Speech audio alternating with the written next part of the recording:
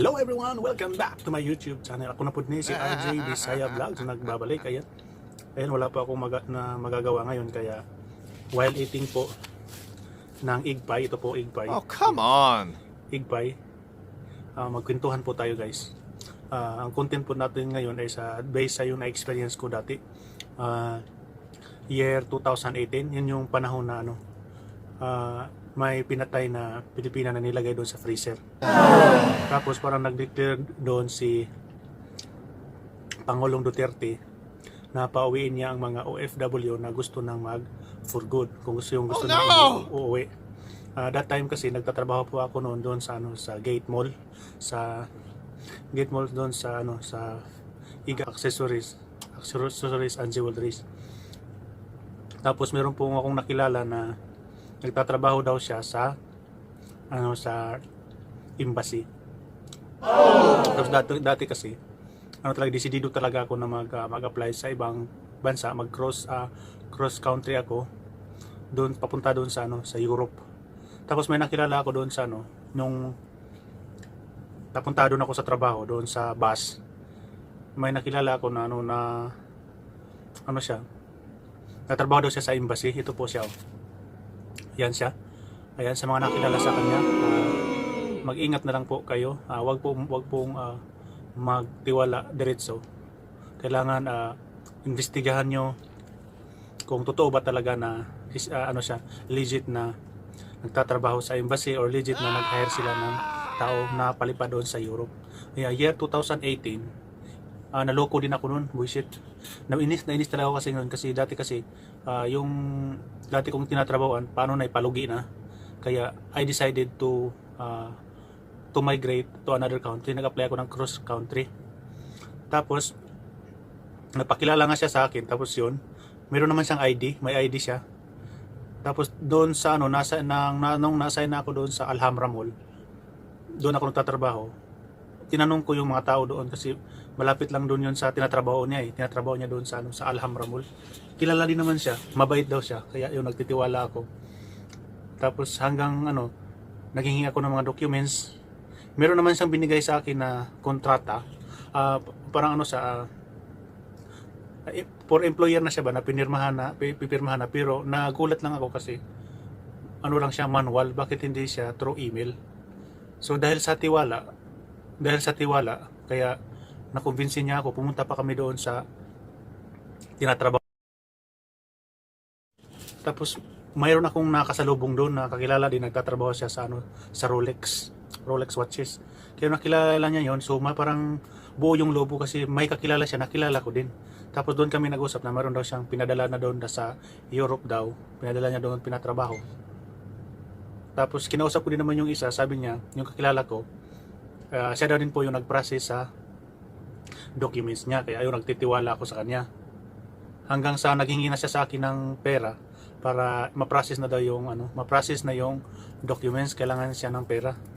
Kaya nagbigay ako, iwan ko, nakalimutan ko na ibigay ko siguro mga 10,000 nata yung down payment ko noon.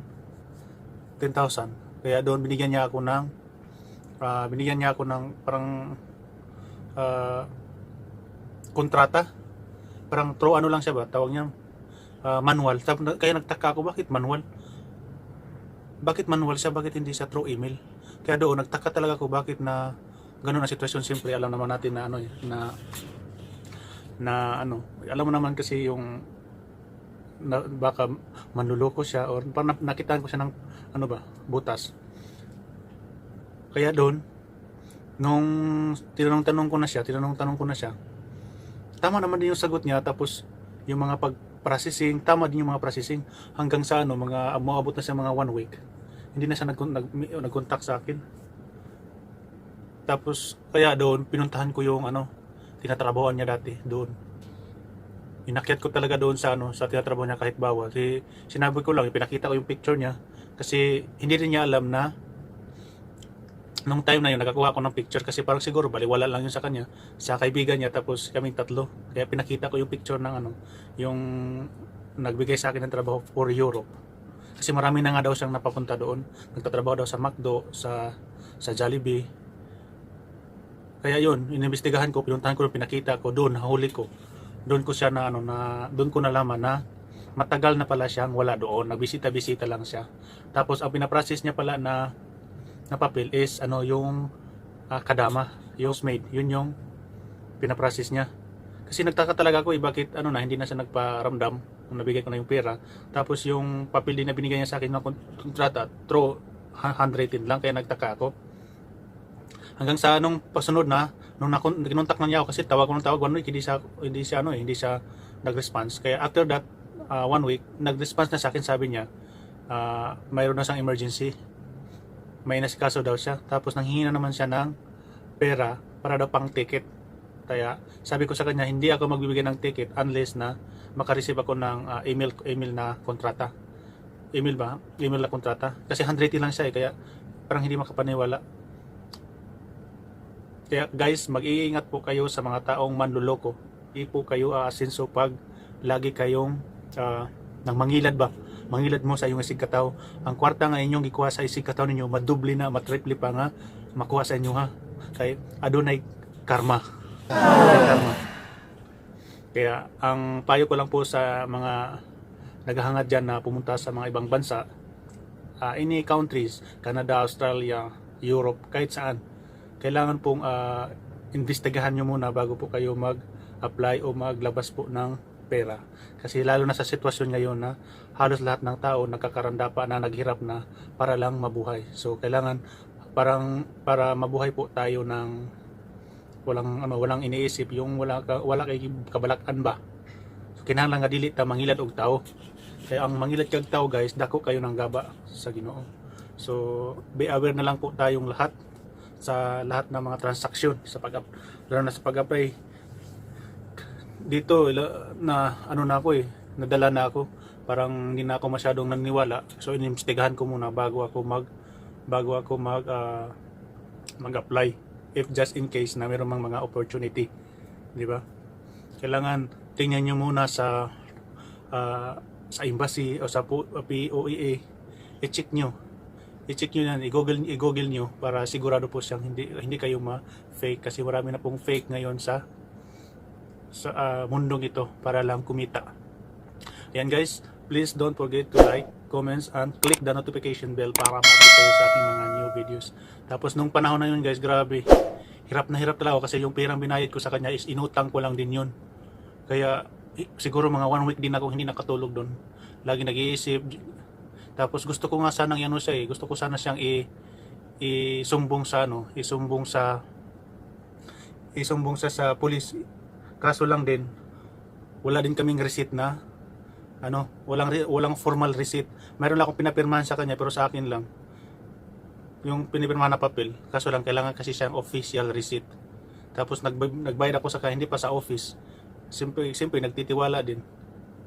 Kasi bago ako nagbayad, simple nagkakilala din kami siguro almost 1 month. Kasi tanong ko muna siya, lahat naman tinanong ko, meron naman siyang na-provide. Kung saan tatrabaho, may ID. Ayun lang. Sa hirap ng buhay ngayon, marami na talagang mga manloloko para lang makita ng pera. Pero mag-ingat po sa mga fake na nag-hire ng mga tao, nagbigay ng trabaho para lang mabuhay, kailangan ng manloko ng ibang tao. Tapos is mali yun. Marami namang paraan, hindi na kailangan na manloko pa ng ibang tao.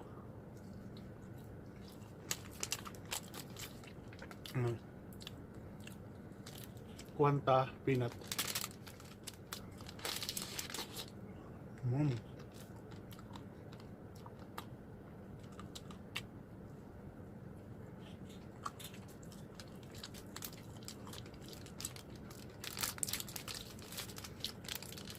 Mamaya lang tayo kakain kasi mahirap magsalita pag gano'n kumakain. Ayan, shout out po kay Pinoy and the Rest. Ayan, Pinoy and the Rest, thank you so much for watching my vlog. Ayan, he's now in America, United States of America. Sana all makapunta sa Amerika. Ayan, shout out po dyan kay Bersano Jocelyn, mga bunso naming kapatid na maganda. Ayan, ingat po palagi. Ayan, study hard. Nini Days, ayan, thank you so much Ma'am Nini Days. Langga Gracia from imported imported team, thank you for your support. Ma'am Diana Vergara from Princess and Me Life in Scotland, thank you so much po sa pag-watch sa aking latest video. Tera ni Sweet, Sakura TV, kay Claire Lobo, ayan, Claire Lobo na team po ni Michael Bersano, ayan po yung kapatid ko. Shout out din po dyan kay Doroteo Bersano, my airpat, and Rachel Mugol from Team Buhulana. Julian Lanera, shout out po kay Ma'am Julian Lanera. Wow, good job, sabi po niya, good job daw. Ayan. Kay GV Vlogs, all in one instrumental song, mega love shout out. Archie the Vlogger, shout out din po sa iyo Sir Archie the Vlogger. Vovo YouTuber, mega love shout out kay Wingay 3 Vlogs. Ayan, thank you so much for your support. Nars Anton, Free Time Moments Vlog, Sheila Channel, Jojo El Lacerna, mega love shout out po sa iyo. Ingat po kayo dyan. Have a nice day. Georgia Last Love, Mercy D, Mercedes, she's my neighbor and friend from the province of Bohol. Pero ngayon nandun sila sa Cavite. Mega love shout out po sa iyo dyan. Ingat po palagi. Kay Jocelyn Coteriano, yan po yung kapatid ko. Thank you po for watching my vlog. Kay Floren Mendoza, Danilo Mendez Jr., Von Ryan Beloria, mega love shout out po. Ricky Haton Team kapatid. Sheila Olarita is also my neighbor from Bohol, but I am not sure kung nasaan na siya ngayon. Nana and Baday's vlog, ayan. Boklen, talagang pag may goal magawa, pag pinaghihirapan. Thank you so much po, Sir Boklen. Juna Mahal ko, Apple vlog, Madel Gihapon, RJ Braganza, mega love shout out po sa iyo. Thank you po. Ayan, it's an investment. Ayan, may investment na daw ako. Ayan, thank you so much. Mega love shout out din po kay Princess and Me Life in Scotland, si Ate Dicken. She is also my neighbor and now she's now living in Scotland. Maria Gracia Channel, ayan, thank you so much po sa iyong pagbisita. Hazel Vlog, Lumad Katribong Bukidnon, Michael Bersano, mega love shout out po dyan sa iyo. Ingat po kayo dyan sa bahay. Fatron Vlog Channel, Buhol Kano, Leslie Marmol, Kiki 117 TV, mega love shout out. Kay Ria Dikinya, The Amazing LYZ, mega love shout out sa iyo. Thank you po sa iyong pagsuporta from Buhulana Gamay Team. Ayan, kay Les ECA, Les Aka, at Maria Gracia Channel. Ayan, thank you so much Maria Gracia sa iyong pagbisita. Ayan, sa mga gusto pong magpa-shout out po for my next vlog, please comment down below and please lagyan nyo po kung which country po, kung nasaan po kayo ngayon, at siyempre yung name nyo, and then yun lang. Ayan, thank you so much everyone for watching. Have a nice day everyone. Always keep safe. Bye bye everyone. Ayan, thank you so much guys for watching, and then have a nice day. Ingat po kayong lahat. Ayan, yan guys, mag-shoutout din pala tayo sa mga kaibigan natin dyan. I-shoutout